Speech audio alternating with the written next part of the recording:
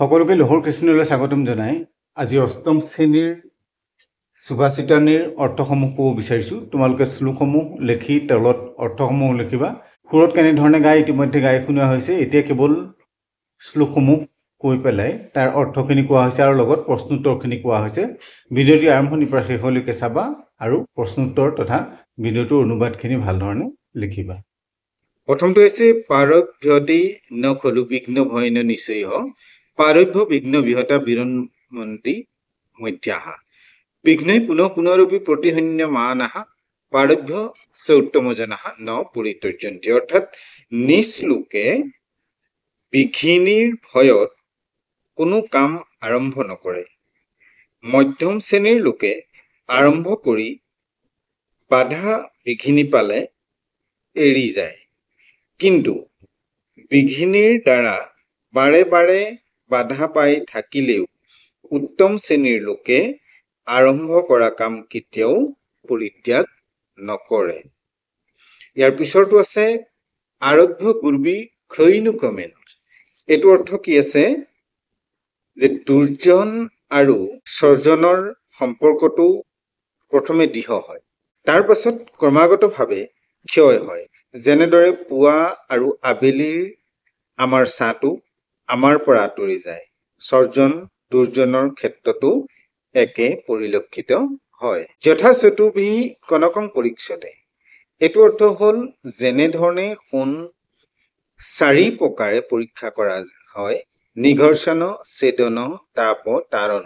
অৰ্থাৎ নিঘৰ্ষণ মানে ঘৰ্ষণ কৰি, ছেদন মানে কাটি, তাপ মানে তাপ দি আৰু তাৰণ মানে মৰিয়াই। তথা চতুৰ্বিহী পুৰুষসহ পৰীক্ষতে। ঠিক তেনেধৰণে মানুহকো 4 প্ৰকাৰে পৰীক্ষা কৰা হয়। ত্যাগেন, শীলেন, গুণেন, কৰ্মণা। সেয়া হ'ল ত্যাগ, নম্ৰতা অৰ্থাৎ ধৈৰ্য, গুণ আৰু কৰ্মৰ জৰিয়তে। বিপদী ধৈৰ্য, অভ্যুদয়ে ক্ষমা। অৰ্থাৎ বিপদত ধৈৰ্য, অভ্যুদয়ত ক্ষমা, সদনত বাকপটুতা, যুদ্ধত বিক্ৰম, যশস্যাত অভিৰুচি আৰু বেদ অধ্যয়নৰ প্ৰতি আসক্তি প্ৰকৃতিৰ দ্বাৰা সিদ্ধ এইকেইটা মহৎ লোকৰ লক্ষ্য। তাৰ পাছত ক'লে ন চোৰ হায়ং ন চ ৰাজহায়ং। অৰ্থাৎ চোৰে চুৰ কৰি নিব নোৱাৰে, ৰজাই কাঢ়ি নিব নোৱাৰে, ভাতৃভাৰ্যাই ল'ব নোৱাৰে, যাক ভাৰ বহন কৰিব নোৱাৰে। ব্যয় কিতে বদ্ধতে বনিত্যম। যিমানে খৰচ কৰিবা সিমানে বৃদ্ধি হ'ব। সেয়া হ'ল কি? বিদ্যা ধন, সকলো ধনৰ ভিতৰত শ্ৰেষ্ঠ ধন বা প্ৰধান।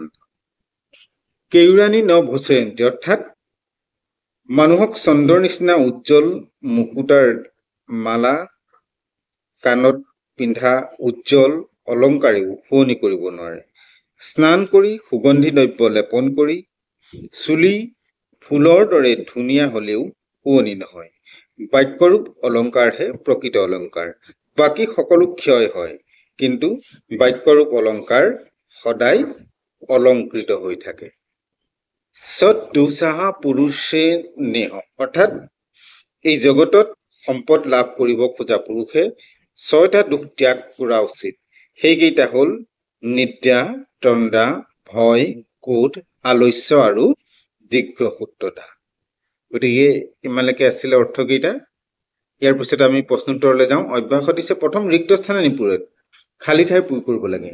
খালী ঠাইখিনি তোমালোকে শ্লোকৰ মতে চালেই হ'ব। পাৰভ্যতে ন খলু বিঘ্ন ভয়েন নিশ্চয়হ। গতিকে শ্লোকৰ মতে আছে, এইকেইটা কৰিবলৈ কোনো জটিল নহয়, এইকেইটা তাৰ পৰাই কৰিবা।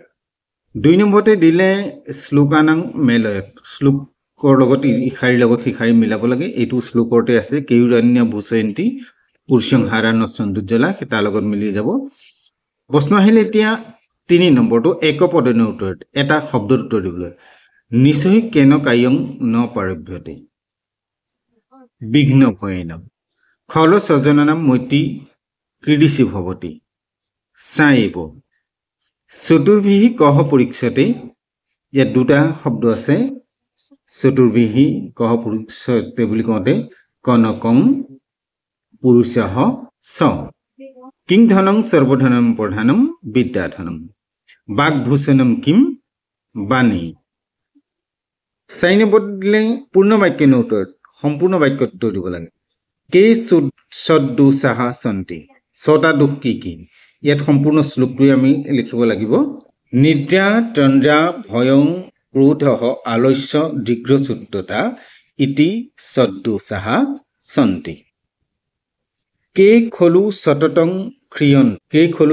ক্ৰিয়ন্তে ভূষণানি শব্দটো দিছেনে ভূষণানি খলু সততং ক্ৰিয়ন্তে উত্তম জনাঃ কিং কুৰ্বন্তি উত্তম জনাঃ বিঘ্নৈ পুনঃপুনৰপি প্ৰতিহন্যমানঃ পাৰভ্য ন পৰিত্যজ্যন্তি অৰ্থাৎ উত্তম জনাঃ পাৰভ্য কায়্যম ন পৰিত্যজ্যন্তি কেশাং মৈত্ৰী সাইব ভৱতি খল্ল সজ্জনানাম মৈত্ৰী সাইব ভৱতি গতিকে ইমানেই আছিলে প্ৰশ্ন উত্তৰ তাৰপিছত দি আছে পদত্ৰাণ শ্লোকান কণ্ঠস্থম কুৰুত শ্লোকসমূহ মুখস্থ কৰিবলৈ কোৱা হৈছে আৰু শব্দাৰ্থ দিয়া আছে গতিকে আজিলৈ ইমানতে সামৰিছোঁ পৰৱৰ্তী নতুন পাঠ লৈ তোমালোকৰ মাজলৈ আহিম চেনেলটো চাই থাকিবা আৰু চেনেলটোত যদি নতুন এবাৰ সাবস্ক্ৰাইব কৰি বেল আইকনটো প্ৰেছ কৰিলে পৰৱৰ্তী যিকোনো পাঠ বা প্ৰশ্ন উত্তৰ তোমালোকে লাভ কৰিবা নমো নমঃ